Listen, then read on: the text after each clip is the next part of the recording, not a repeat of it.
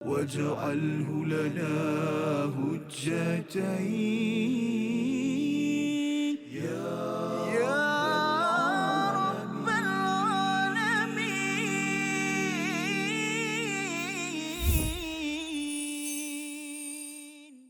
أعوذ بالله من الشيطان. وإذا جاءهم أمر من الأمن أو الخوف أذاعوا به. صدق الله. Assalamualaikum warahmatullahi wabarakatuh. Alhamdulillah wassalatu wassalamu ala Rasulillah wa ala alihi wa man walah. Syada la ilaha illallah, syada Muhammadan abduhu wa rasuluh. Allahumma salli ala sayidina Muhammad wa ala alihi wa sahbihi ajma'in. Amma ba'du. Apa khabar tuan-tuan dan puan yang dirahmati Allah sekalian? Kita bertemu dalam My Quran Time, Quran Salat Infaq pada hari ini untuk sama-sama kita mendalami ayat 83 dan 84 daripada surah keempat, surah An-Nisa. Terus kita ingin memahami bagaimanakah keadaan sosial dalam kehidupan kita seharian, bagaimana panduan daripada Al-Quran untuk memastikan keadilan diperjuangkan dalam rumah pada awal surah ini, dan pada hari ini kita akan melihat bagaimana kita merespon kepada keadaan sesuatu di dalam masyarakat, dan kita akan membaca dua ayat ini bersama Al-Fadil Ustaz Tirmizi Ali. Apa khabar Ustaz? Baik, alhamdulillah. Safa, apa khabar? Alhamdulillah Ustaz, ya, kita bersemangat hari ini ya, nak terus melihat dan kita nak ambil pelajaran lah ya, bagaimana hidup bermasyarakat ya, kerana hidup bermasyarakat ini tanpa hidayah daripada Allah Subhanahu Wa Taala ia menyebabkan muncul pelbagai desas-desus yang boleh mengacau kepada keadilan yang diperjuangkan di dalam Al-Quran ini sendiri. Mari sama-sama kita mulakan sesi kita ini dahulu dengan doa subhanakala ilmalana illa ma 'allamtana innaka antal alimul hakim rabbi zidni ilma. Kita saksikan apakah ringkasan bagi dua ayat pada hari ini. Iaitu pada ayat yang ke-83, teguran terhadap orang yang menyebarkan berita daripada sumber tidak benar ataupun tidak pasti. Diikuti pada ayat 84, anjuran berjihad, suntikan semangat kepada para mukmin dan janji pertolongan daripada Allah Subhanahu Wa Taala. Mari sama-sama kita baca ayat 83-84 bersama Al-Fadhil Ustaz Tirmizi Ali. Silakan. Baik, alhamdulillah. Terima kasih Fadil Ustaz Fazrul, penonton-penonton, sahabat-sahabat yang dikasihi sekalian. Alhamdulillah, kita belajar lagi dua ayat pada hari ini daripada muka surat 91 ini, iaitu ayat 83 dan juga 84, sebagaimana sinopsis ringkasan yang telah kita lihat sebentar tadi, membantu kepada kita untuk fokus bila kita membaca Al-Quran, untuk menghadirkan juga hati kita dan akal fikiran kita supaya kita dapat fokus pada ayat yang dibaca dan kisah yang akan sama-sama kita tadabbur nanti insya-Allah.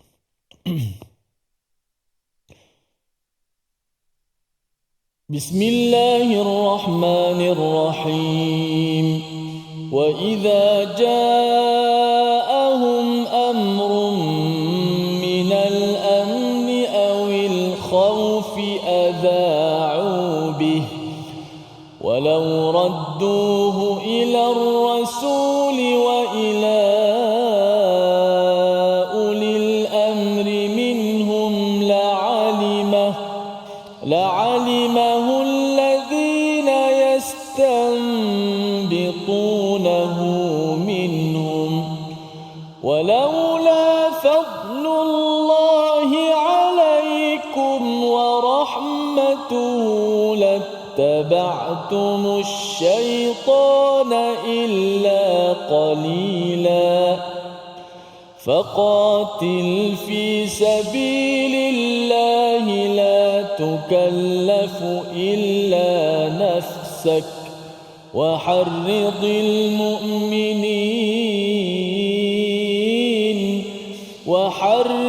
المؤمنين عسى الله أن يكف بأس الذين كفروا والله أشد بأسا وأشد تنكيلا. صدق الله.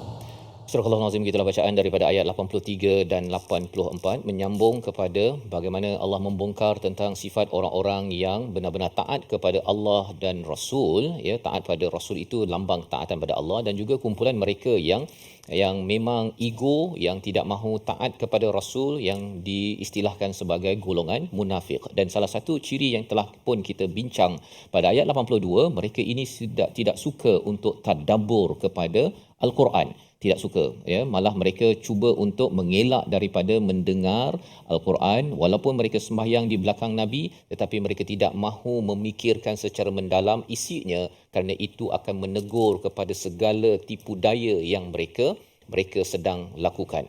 Maka pada ayat yang ke-83 ini, wa idza ja'ahum amrun minal awil khawfi adha'u bih, salah satu lagi sifat orang-orang munafik Ustaz, ya, dalam ayat ini Allah bongkarkan, iaitu apabila datang satu berita urusan, ya, daripada keamanan ataupun ketakutan, ya, sama ada kalau katakan Nabi menghantar delegasi, ada rahsia-rahsia bagi orang Islam pada waktu itu, maka orang-orang munafik ini apakah yang mereka buat? Adha'u bih, iaitu mereka menyebarkannya. Ya, mereka menyebarkannya. Zaman sekarang ni istilahnya viral kan Ustaz. Ya, dia akan beritahu sahaja.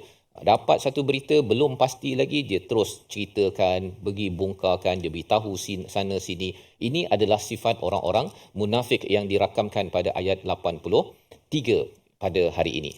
Dan apakah ini perkara yang dibenarkan? Sudah tentunya ia tidak sepatutnya dilakukan.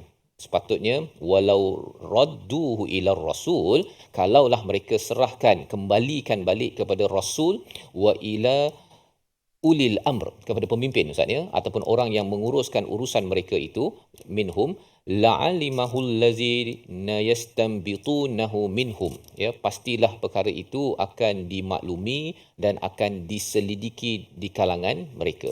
Jadi apa pelajaran yang besar kita dapat daripada ayat ini sebelum kita pergi ke hujung ayat 83 ini, ialah dapat sesuatu berita Ustaz, ya, jangan terus sampaikan ataupun disebarkan.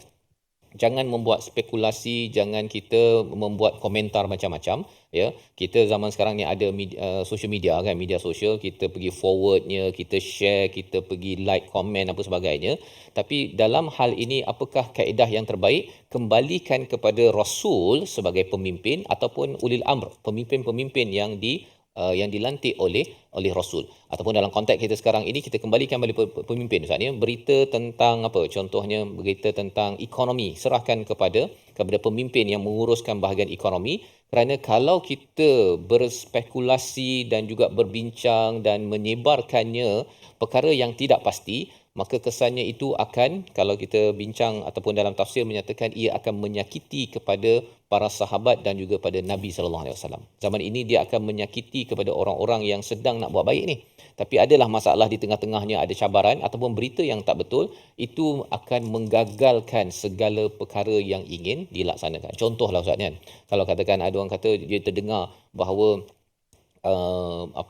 kalau baca Quran 1 jam ini diwajibkan, kan, oleh satu organisasi. Bila dia kata diwajibkan, dia pergi sebarkan ini sebenarnya ada fatwa baru, kan, mewajibkan baca Quran 1 jam.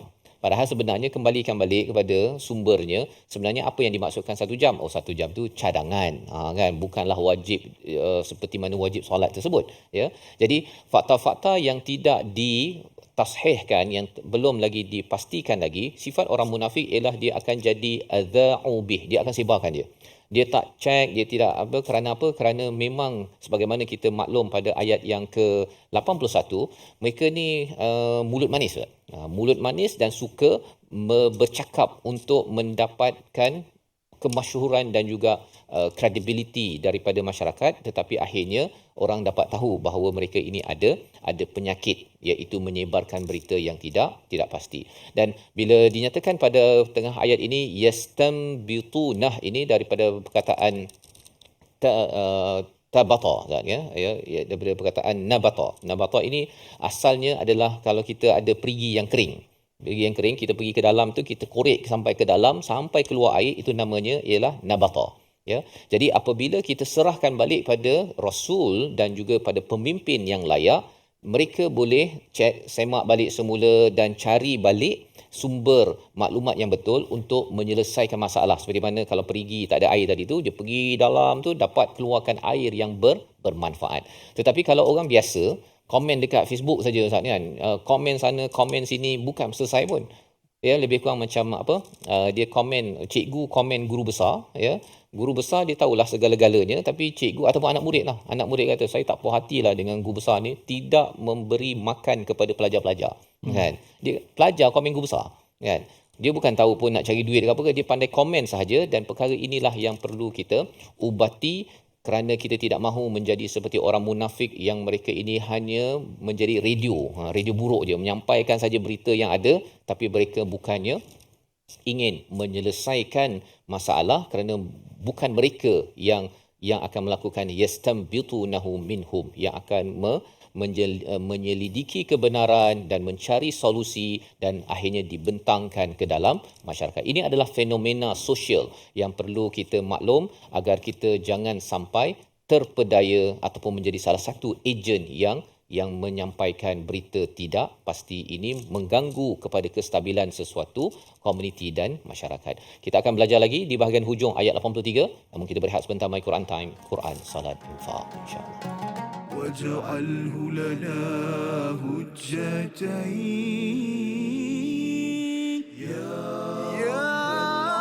رب العالمين.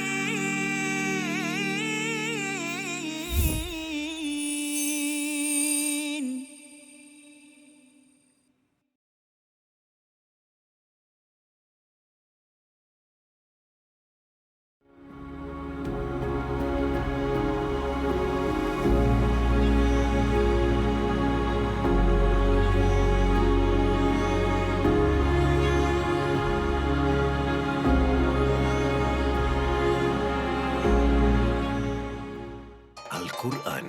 Pelajari dan dalami kesempurnaan bacaan mengikut hukumnya. Fahami dan hayati maksudnya. Amalkan dan jadikannya sebagai panduan kehidupan. Bukan hanya kita belajar tadabbur, bahkan kita akan belajar tajwid secara mendalam dan ada segmen hafazan. Saksikan episod baharu My Quran Time 2.0 setiap hari 12.30 hari di TV9 juga di saluran Astro 149. جاهنا وارزقنا تلاوته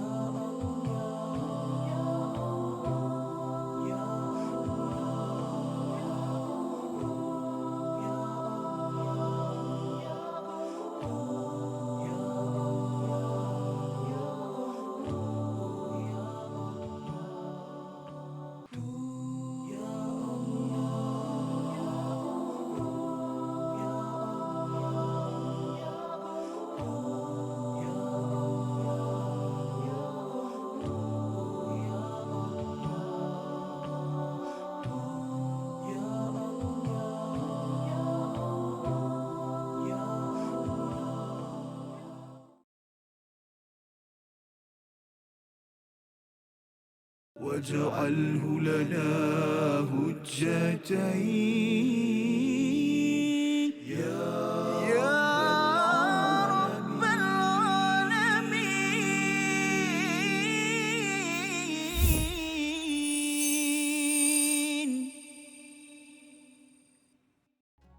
وإذا جاءهم أمر من الأمن أو الخوف أذاعوا به. صدق الله. Kembali kembali kita dalam Quran Time, Quran Salat Infak pada hari ini. Sama-sama kita melihat kepada ayat 83 dan ayat 84 pada hari ini. Sama-sama kita ingin bersyukur ya benar-benar kepada Allah Subhanahu Wa Taala kerana Allah membongkarkan satu demi satu sifat orang munafik ini adalah untuk panduan kita bahawa kita tidak boleh rasa selamat Ustaz ya. Satu perkara penting dalam hidup kita ni, tak boleh rasa selamat, dan surah An-Nisa ini mungkinlah satu surah yang jarang dibaca. Ya, jarang dibaca. Kalau surah Yasin, surah Ar-Rahman, surah Al-Kahfi itu selalu baca kan. Tetapi surah An-Nisa ini adalah surah Madaniyah, surah yang turun selepas Nabi berhijrah ke Madinah, apabila sudah ada sosial, ada masyarakat, ada negara, bagaimana menguruskan sebuah negara, bagaimana menguruskan sebuah masyarakat yang ada pelbagai jenis manusia, maka turunlah surah An-Nisa untuk memastikan kita berada di landasan keadilan. Kita boleh bercakap tentang adil Ustaz ya, kita boleh cakap saya memperjuangkan keadilan kan begitu kan, tetapi apakah butiran, apakah akhlak-akhlak, apakah peraturan yang perlu kita jaga, maka kita sudah pun bertemu dengan beberapa perkara ya. Salah satu cara untuk memastikan bahawa kita ini menjaga akhlak dalam masyarakat ini dalam ayat sebelum ini ialah kalau ada suatu keputusan jangan bermesyuarat lagi untuk menggagalkan keputusan yang telah dibincangkan dalam meeting utama. Tapi kalau meeting itu mesyuarat seterusnya itu kecil-kecil adalah untuk memastikan pelaksanaan itu baik ya, mungkin katakan kita nak majukan lagi cara ia dilaksanakan, yang itu okey ya, yang itu memang diperlukan pada setiap hari. Kalau dalam syarikat Ustaz kadang-kadang namanya stand up meeting. Meeting sambil berdiri saja, jangan panjang sangat kan, pasal kalau berdiri tak panjang lah tu. Sambil mesyuarat berdiri tu, okey kita kena buat ini kerana nak melaksanakan apa yang telah diputuskan dalam mesyuarat utama pada sesuatu organisasi. Baik. Jadi ayat 83 kita ingin memerhati satu lagi daripada disiplin ialah jangan kita sebarkan. Dapat satu perkara sahaja terus sahaja disampaikan kepada orang di sekeliling, terus sahaja ditulis di Facebook walaupun perkara itu belum pasti, kerana kadang-kadang ianya boleh menyebabkan sesuatu ketidakstabilan dalam sesebuah organisasi ataupun masyarakat. Bagaimana Allah membuat kesimpulan pada fenomena ini? Kita baca sekali lagi ayat 83 dipimpin Al-Fadhil Ustaz Tirmizi. Silakan. A'udzubillahi minasyaitanir rajim. فقاتل في سبيل الله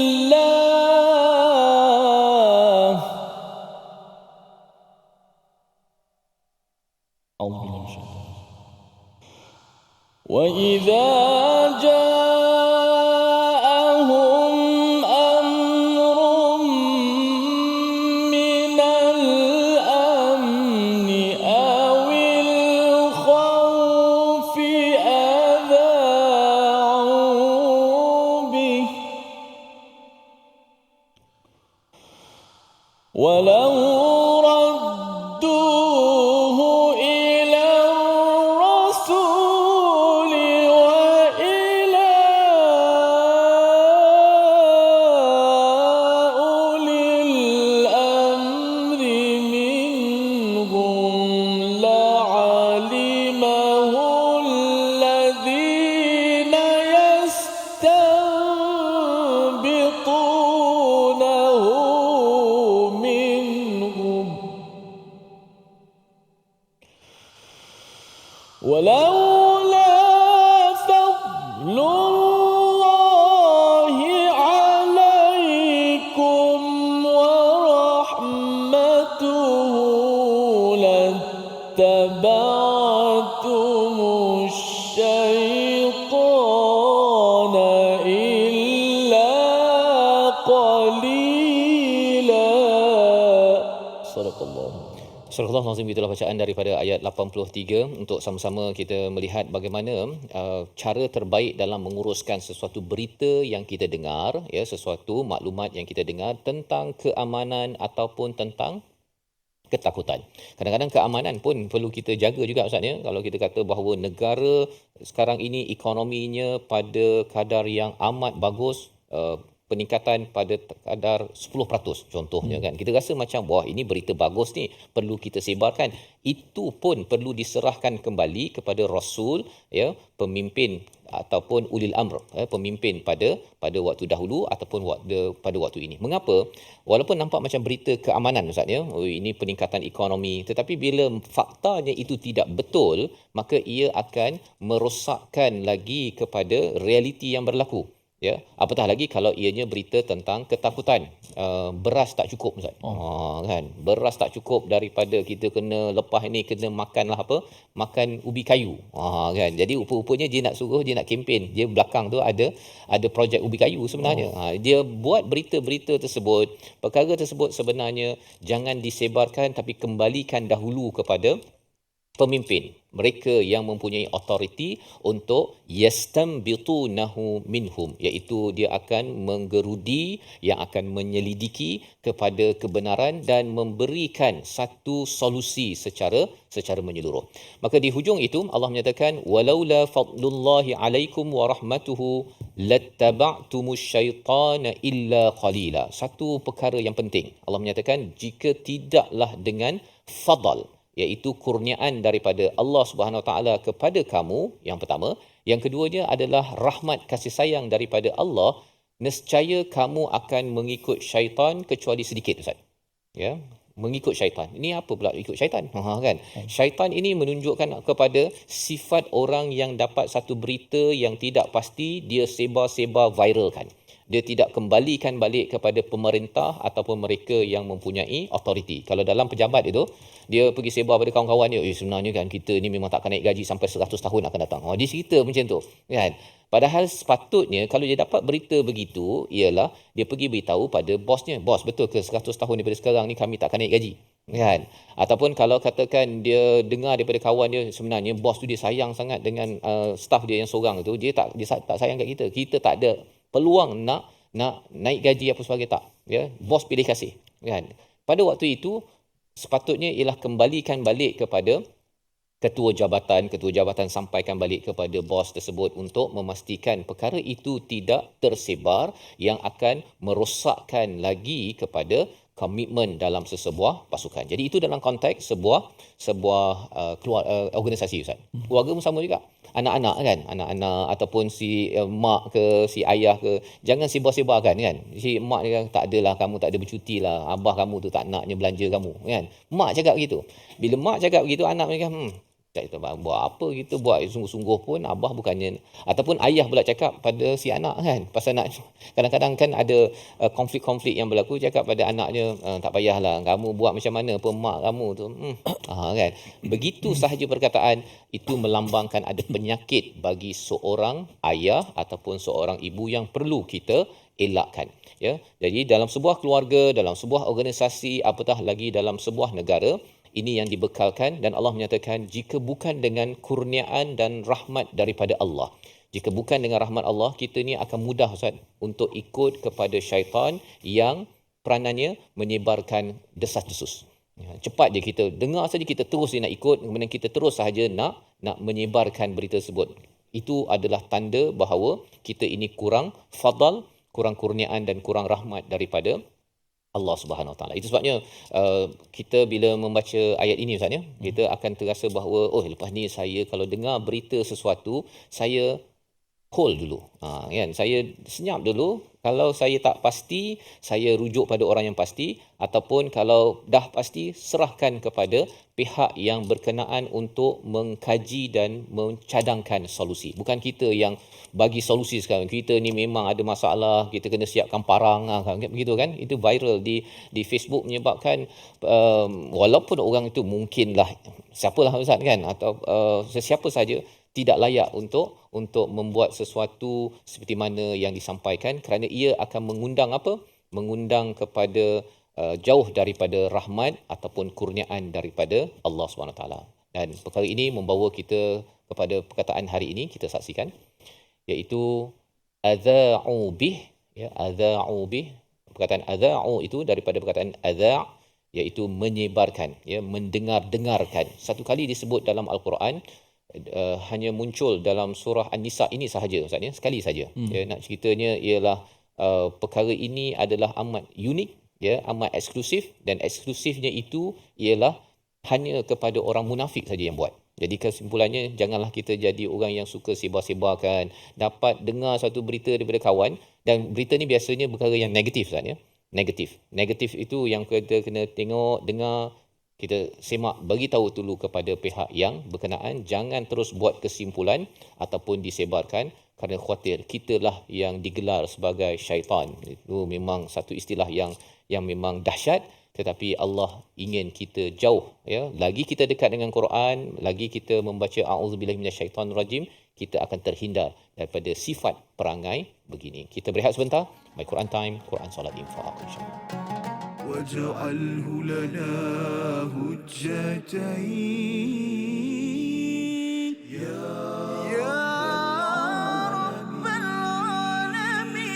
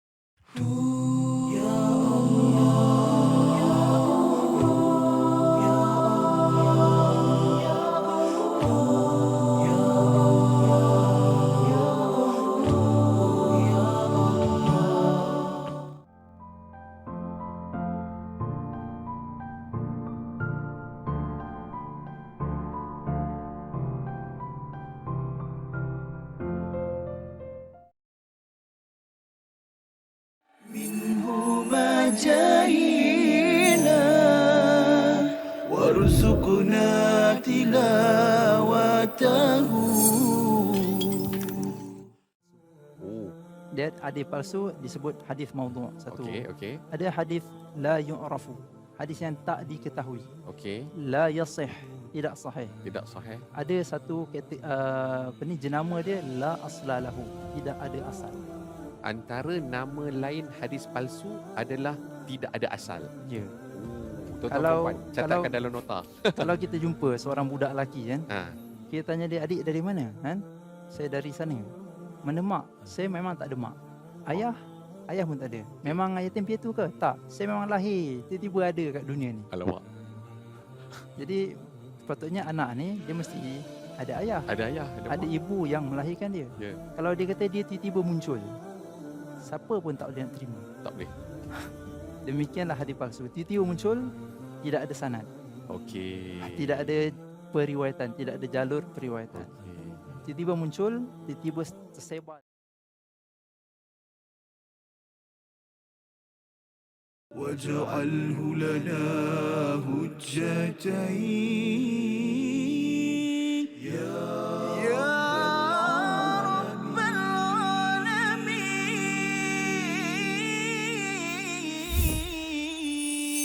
العالمين. صلى الله على محمد صلى الله عليه وسلم صلى الله على محمد صلى الله عليه وسلم صلى الله على محمد صلى الله عليه وسلم صلى الله على محمد صلى الله عليه وسلم. Allahumma salli ala Sayyidina Muhammad wa ala ali Sayyidina Muhammad. Alhamdulillah, terima kasih kepada semua para penonton terus setia dalam My Quran Time, Quran, Salat dan Infak. Alhamdulillah. Dua ayat hari ini, ayat 83 dan juga 84. Sama-sama kita dah dengar sebahagian daripada ayat 83, insya-Allah. Sebelum kita mendengar kupasan tadabbur yang seterusnya, kita nak seperti biasalah nak kemaskan sebutan kita, hukum-hukum hakam tajwid yang telah kita pilih untuk sama-sama kita latihkan fasihkan sebutan kita dalam sebutan huruf, kalimah-kalimah Al-Quran yang kadang-kadang berulang, dan huruf-hurufnya huruf yang sama jugalah, 29 huruf hijaiyah, huruf Al-Quran. Itulah hurufnya yang diulang-ulang dalam keadaan perkataan huruf-huruf yang berbeza, sebelahnya, selepasnya, supaya kita tidak terpengaruh dengan huruf yang sebelum dan selepas. Antara banyak kesalahan berlaku ialah terpengaruhlah dengan huruf yang sebelum ataupun selepas, menyebabkan huruf yang kita sebut itu menjadi kurang sifatnya ataupun tertukar makhrajnya, supaya kita dapat belajar lebih dalam kualiti, meningkatkan mutu bacaan kita, insya-Allah. Baik, kita lihat dahulu paparan utama kita. Iaitulah tebalkan sebutan huruf kha pada kalimah awil khauf dan sempurnakan sebutan huruf hamzah. Baik, dalam ayat yang ke-83 ni, sahabat-sahabat sekalian, ada banyak juga huruf hamzah. Bermula saja pada ayat 83, wa idza ja, ada hamzah. Jaa, ada mak dan hamzah lagi. Kemudian amrun, satu lagi. Minal amni, ada hamzah lagi. Awil khaufi. Adha, sampai adha saja ubih tu, yang kita dah dengar adha, iza'ah dan sebagainya tu dah banyak dah hamzah. Kan? Huruf hamzah ni merupakan huruf yang, sehingga kalau dalam bab qiraat, dia ada bab dipanggil bab hamzah. Okey, bincang bab hamzah saja. Macam mana nak baca huruf hamzah dalam qiraat. Kerana pembacaan yang pelbagai. Kerana bertemu hamzah ni jadi kelam kabut semua. Bukan kelam kabut maksudnya. Banyak kesalahan yang berlaku. Sebab tu dengan huruf hamzah ni banyak khilaf bacaan Al-Quran bila jumpa hamzah. Kan? Sebab tu kalau kat ayat kita ni, wa idza ja'ahum, ada qiraat baca wa idza ja'ahum, dia saktah antara mak dengan hamzah tu. Kenapa? Kerana hamzah sebiji lah. Kan? Kan? Lagi kalau kita tengok ayat tu, wa idza ja'ahum mim berjumpa dengan hamzah. Kita baca ja'ahum amrun. Ada qiraat yang baca wa idza ja'ahum amrun. Dia saktah lagi. Ada yang baca wa idza ja'ahumu amrun. Pula dah. Sebab apa jumpa hamzah? Hamzah juga. Minal amni. Kita baca begitu. Minal amni. Ada qiraat lain seperti Imam Warsh baca minal amni. Mana pergi hamzah? Tak ada dah. Minal amni dibaca minal amni. Sudah pula. Semata-mata sebab apa? Sebab hamzah. Jadi bila sebab hamzah banyaknya khilaf riwayat cara baca yang berlainan, maka sebab itu juga hamzah kita kena hati-hati. Sebab banyak berlaku kesalahan pada hamzah bila menyebut. Sebab tu dalam ilmu qiraat, qiraat gini, hamzah ni dibaca begini, dibaca begini, baca begini. Ada khilaf yang banyak kerana sebab hamzah. Maka sebab itulah hamzah juga bila kita baca riwayat kita, imam kita, sandaran kita Imam Hafsun an Asim yang kita baca di Malaysia ini dan banyak negara umat Islam lah. Hatta di Mekah pun kita pergi qiraat itu juga. Dan maka kita nak kena laksanakan, sempurnakan sebutan hamzah. Okay. Baik. Wa idza ja'ahum amrun minal amni awil khawfi adha'u bih. Tengok bila start sampai hamzah je, saya seolah-olah macam menekan-nekan suara dia. Sebab ia mudah berlaku. Wa idza ja'ahum amrun minal amni awil khawfi adha'u bih. Bunyi juga hamzah. Bunyi tak bunyilah. Okey. Cuba kita baca hamzah dengan jelas. Hamzah ni gini, sifat dia a. Cuba sebut a, u, i, a. Paling jauh daripada mulut hamzah. Hamzah dengan ha mana paling jauh? Hamzah dulu, baru ha. Bawah ni hamzah. A. Atas sikit pangkal juga ha. Tu dua huruf paling jauh. Tapi hamzah paling jauh lagi. Kan?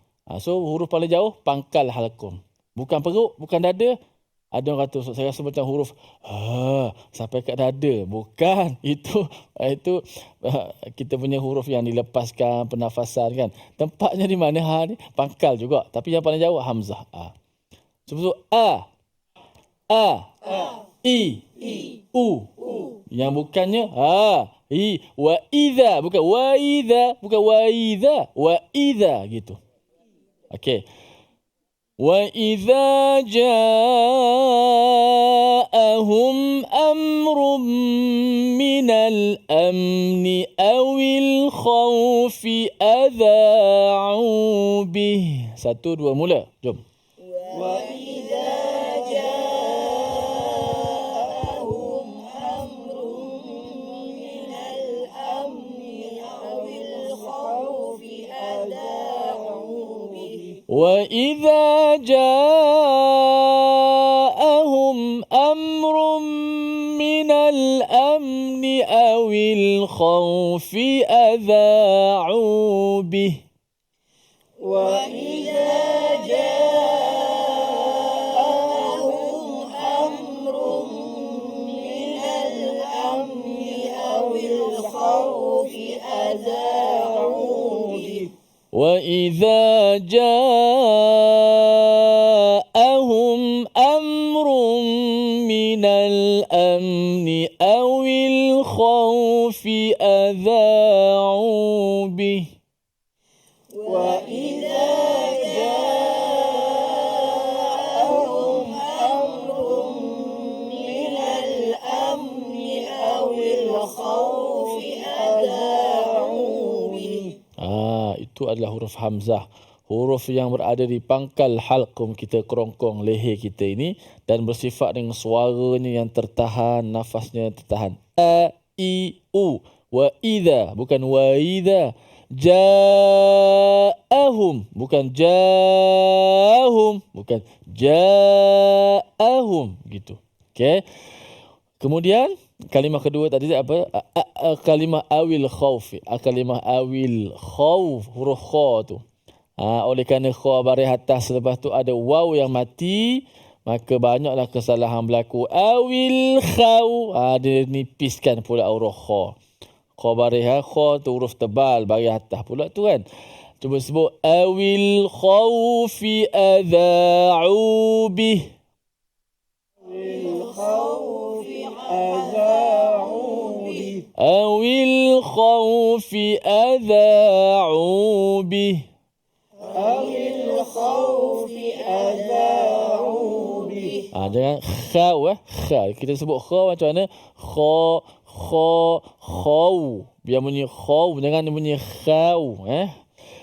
Wa idza ja'ahum amrun minal amni awil khawfi adha'u bih. وَإِذَا جَاءَهُمْ أَمْرٌ مِّنَ الْأَمْنِ أَوِ الْخَوْفِ أَذَاعُوا بِهِ. أذاعوا به. أَذَاعُوا بِهِ. أذاعوا به. أَذَاعُوا بِهِ. وَإِذَا جَاءَهُمْ أَمْرٌ مِّنَ الْأَمْنِ أَوِ الْخَوْفِ أَذَاعُوا بِهِ وَإِذَا جَاءَهُمْ أَمْرٌ مِّنَ الْأَمْنِ أَوِ الْخَوْفِ أَذَاعُوا بِهِ. Masya Allah. Begitulah kesungguhan para penonton-penonton kita di studio dan di rumah. Saya yakin insya-Allah bersungguh dalam kita menyebut huruf-huruf Al-Quran, A, I, U sampai terlekat, jangan sampai tercekik sudah. Tapi itulah, mudah-mudahan semua kesusahan, kepayahan itu Nabi SAW janjikan kepada kita. Hebat Nabi kita Muhammad SAW. Alhamdulillah. Allahumma salli ala Muhammad wa ala ali Muhammad. Nabi tahu umat dia di kalangan orang Arab dengan campur-campur dengan bukan Arab lagi. Sebab itulah Nabi bersabda kepada kita, orang yang baca Quran merangkak-rangkak, rasa susah, wayata tak rasa susah nak baca kan. Tetapi dia baca, dia belajar, dapat 2 pahala. Ini satu motivasi galakan yang begitu hebat daripada Nabi SAW untuk kita walaupun rasa susah, sukar, salah baca Quran, kita berusaha untuk baca juga, belajar insya-Allah. Mudah-mudahan Nabi kita mudah-mudahan kita mendapat apa yang disabdakan oleh Nabi kita Muhammad sallallahu alaihi wasallam. Jangan ke mana-mana, kita nak berehat seketika saja, kembali lagi lepas My Quran Time. واجعله لنا هجتين يا رب العالمين.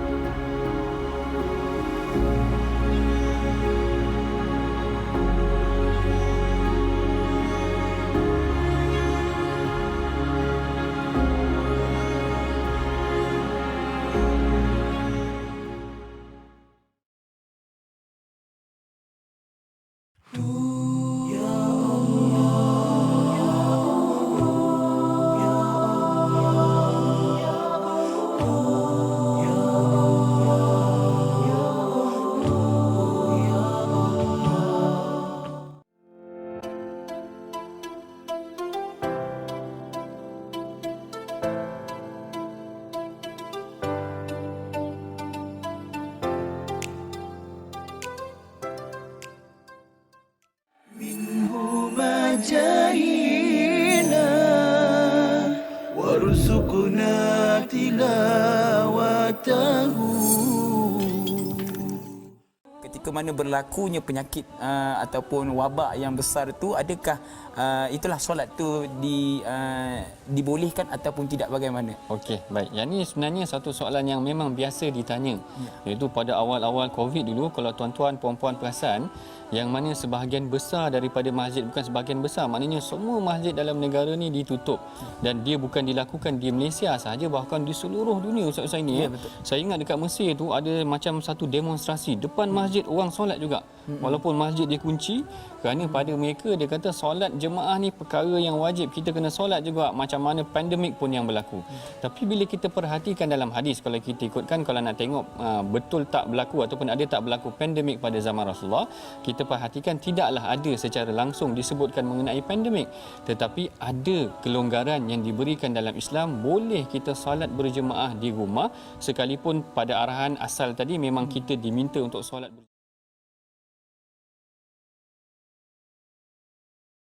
واجعله لنا هجتين يا رب العالمين.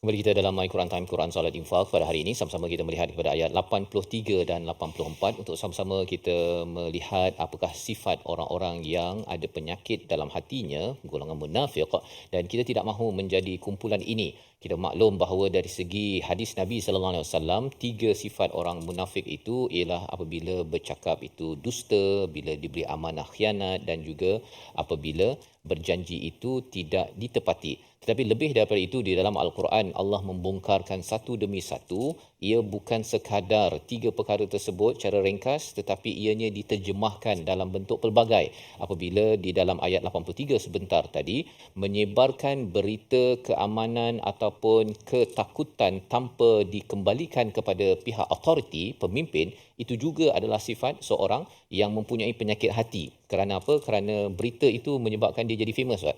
Dia nak buat konten lah katakan. Jadi kalau zaman sekarang ini nak buat konten, nak dapat like yang banyak, maka perkara-perkara tersebut sebenarnya adalah sumber penyakit kepada hati yang perlu kita maklum. Dan kalau kita mendapat fadal, kurniaan dan kasih sayang Allah, kita tidak akan tergelincir mengikut kepada agenda syaitan yang disampaikan pada ayat 83.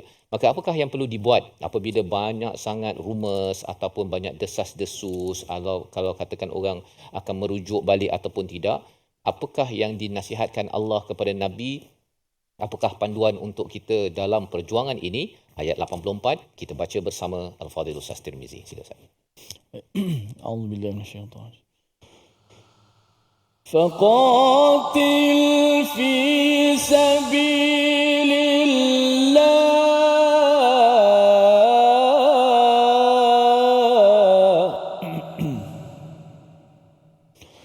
فقاتل في سبيل الله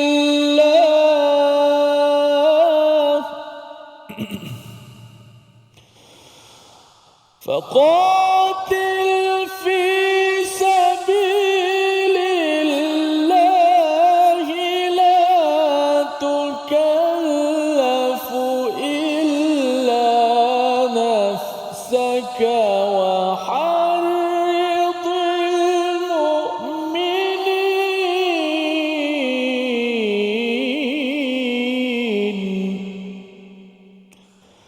عسى الله أن يكف بأس الذين كفروا والله أشد بأسا وأشد تنكيلا صدق الله العظيم.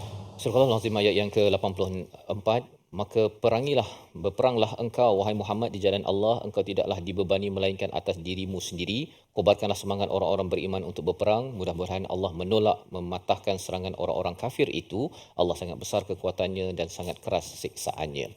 Jadi ini adalah satu kesinambungan apabila kita melihat pada ayat 83, ada orang yang menyebarkan berita tidak pasti, yang melemahkan, yang menyakitkan hati orang beriman termasuk kepada Rasul sallallahu alaihi wasallam.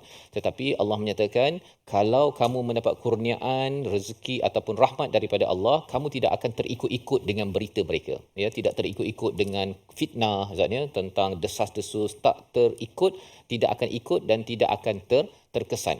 Malah lebih daripada itu Allah menyatakan faqatil fi sabilillah, fokus untuk berperang, untuk berjuang, la tukallafu illa nafsak, dan ianya tidak dibebani kecuali pada dirimu sahaja. Apa maksudnya? Bila berjuang ini Ustaz ya, bila berjuang ada orang-orang munafik ini, kalau kita tengok dalam perang Uhud itu 300 orang patah balik. Kalau dalam Badar Sughra itu selepas perang Uhud itu bila Nabi kata jom kita bangun lagi kan, pasal bila dah kalah itu bangun lagi, semua sahabat diam ya, mereka macam terkejut kekalahan 70 orang yang wafat syahid pada waktu itu, mereka terdiam.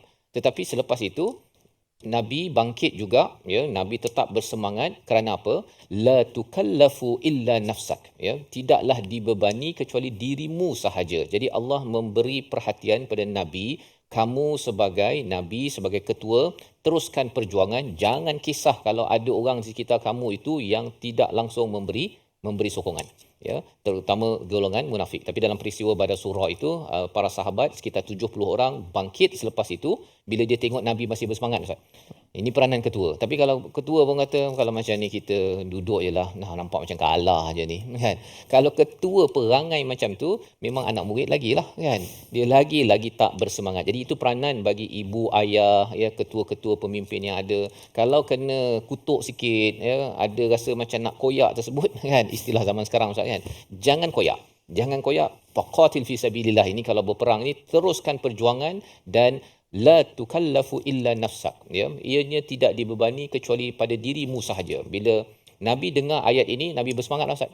Kemudian Nabi diarahkan waharridil mu'minin ya, kobarkan semangat bagi orang-orang yang beriman. Bila diri sendiri sudah bertanggungjawab ya, ambil taklif tersebut, maka insya-Allah dia pun akan boleh kobarkan semangat orang lain, dan 70 orang ikut Nabi ya dalam peristiwa Badar Surah.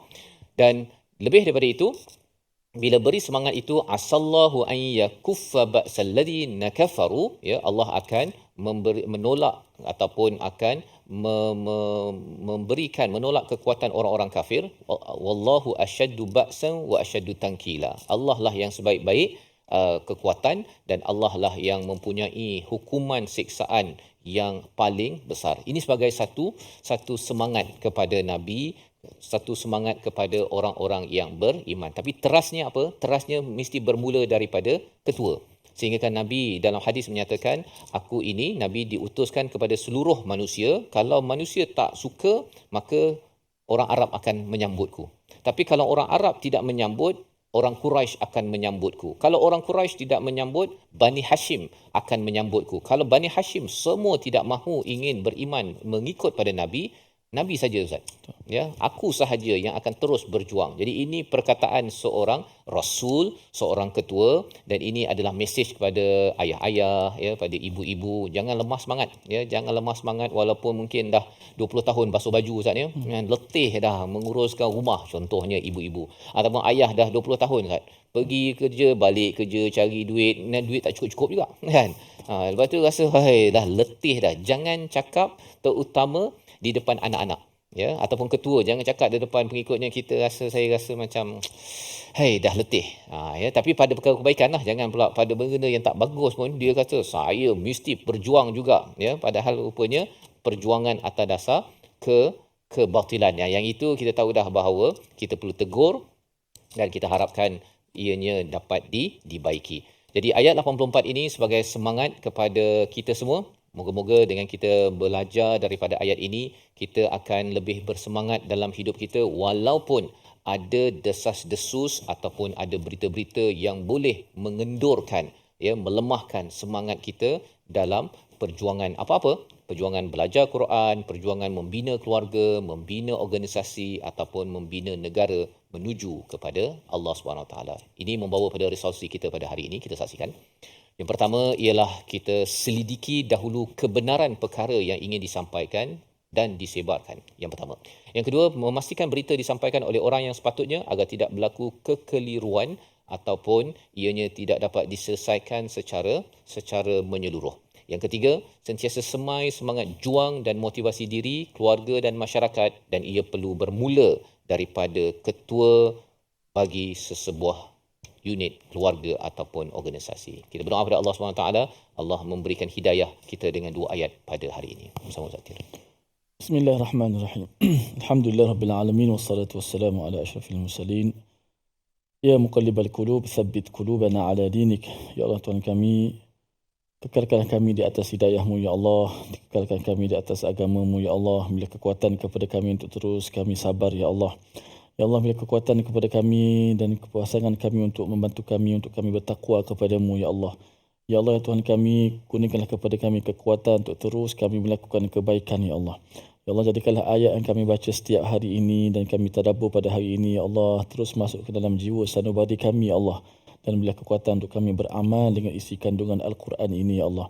Ya Allah, jauhkanlah kami daripada kegelapan, yang kami tak perasan, yang kami tak nampak, ya Allah. Ya Allah, terimalah segala amalan kami, ya Allah. Ampunkanlah segala salah silap kami, ya Allah. Golongkanlah kami di kalangan ahli Al-Quran. Ya Allah, jadikanlah kami di kalangan ahli Al-Quran yang merupakan ahli-Mu, ya Allah. Amin ya rabbal alamin. Wa sallallahu wasallam wa baraka ala Muhammad. Walhamdulillahi rabbil alamin. Amin amin ya rabbal alamin. Moga-moga Allah mengabulkan doa kita pada hari ini, tuan-tuan, dan kita bersyukur dua ayat yang kita baca sebentar tadi sebagai satu pedoman besar dalam kita menjaga segala berita yang kita dapat, jangan terus kita sebar-sebarkan, ya, kita kembalikan kepada mereka yang berautoriti, dan lebih daripada itu ialah teruskan semangat juang, jangan berpatah arang, jangan lemah semangat, dan ini yang kita ingin sebarkan dalam tabung gerakan Al-Quran, dalam tabung dalam platform ini. Banyak perkara, banyak nilai daripada Al-Quran yang ingin kita bina dan perlu kita perjuangkan, dan harapannya sumbangan tuan-tuan ini nanti akan meledakkan lagi, ya, komitmen Quran yang ada dalam masyarakat, insya-Allah. Kita bertemu lagi dalam episod akan datang untuk melihat kepada blok akhir ataupun blok ketiga daripada halaman 91, bercerita tentang fenomena sosial yang penting yang perlu kita beri perhatian dalam My Quran Time, Quran Salatul Fatihah.